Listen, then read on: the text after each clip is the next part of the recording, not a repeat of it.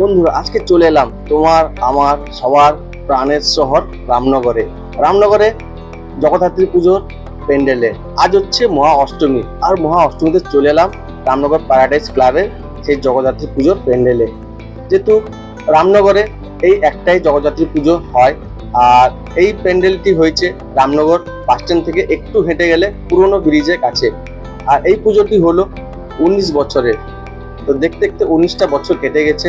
তো আজকে মহা অষ্টমী, আর মহা অষ্টমীতে তোমাদের সকলকে শুভেচ্ছা, ভালোবাসা, অভিনন্দন। তো সন্ধ্যাবেলায় চলে এসেছিলাম ক্লাব প্যারাডাইসের জগদ্ধাত্রী পুজোর প্যান্ডেলে। তো প্রত্যেক বছর আমি আসি, আর আমার যেহেতু বাড়ির পাশেই এই পুজো হয়, তো পুরো রামনগর শহরে বলো বা আশেপাশে যেখানে বলো না কেন, এই রামনগর শহরে একটাই এই জগদ্ধাত্রী পুজো হয়, আর খুব জাঁকজমকভাবে হয়। তো আজকে সন্ধ্যাবেলা চলে এসেছিলাম, প্যান্ডেল খুব সুন্দর হয়েছে। এখানে একটা দেখতে পাচ্ছি সেলফি জোন রয়েছে, ছোটরা সব দাঁড়িয়ে ছবি তুলছে, আর প্যান্ডেলটা অসাধারণ হয়েছে। প্রত্যেক বছর কিন্তু প্যান্ডেল খুব সুন্দরভাবে হয়, আর এই পুজোয় কিন্তু ঘটোত্তোলন যে হয় খুব জাঁকজমকভাবে হয় এবং ইউনিক ভাবে ঘটোত্তোলন হয়। তোমাদের একটা ঘটোত্তোলনের ব্লগ দিয়েছি, তোমরা আমার চ্যানেলে গিয়ে দেখতে পারো।